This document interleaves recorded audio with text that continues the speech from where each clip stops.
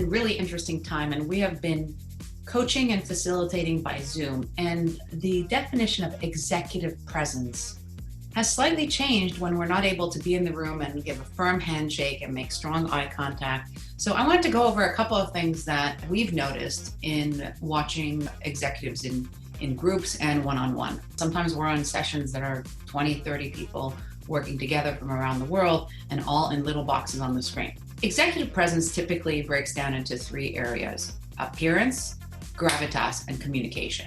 Appearance has a lot to do with how you're dressed, whether you're having a bad hair day, and of course, we're all having many more bad hair days. It's really important not just to have a good hair day, but also when you're having one of those days where you just feel off, to make sure that you are showing up your best on the screen for two reasons: trust and credibility.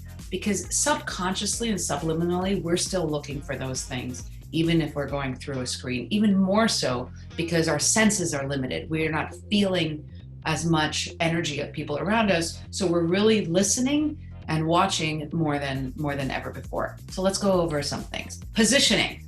This, as you see me now, central is probably the best position. What's happening to a lot of us when we're on an iPad, we could be like that.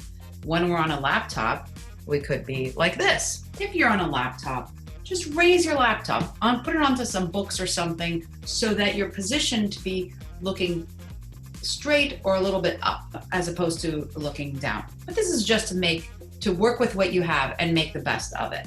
Wordiness. When we're on a large call with a lot of people and we finally get a chance to jump in and speak, we have to be even more conscious of our words counting. One of the ways to do that before you jump in is actually, I have a post-it notes next to me, and sometimes I just say, I want to talk about position, I want to talk about appearance, and I want to talk about hands. Okay? And I'll even just stick that onto the screen in front of me so that when I'm speaking, I will stick to those three points. The other thing about communication is what I've noticed when we do jump in, sometimes we say, sorry, but, or we start with, well, I don't know if this is a good question.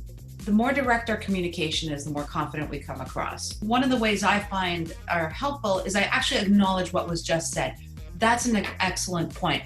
It's so interesting the way you position that, and then you make your point. So what happens is that also completes what the other person was saying, and you're acknowledging and you're building on the conversation as opposed to just interrupting. Hands like this, listening, is showing I'm paying attention and I'm processing. Hands like this when I'm speaking might be saying I'm not sure about what I'm saying right now, or self-conscious, so I might be touching my face and my hands and my hair a lot. Just a few tips on increasing your executive presence by Zoom.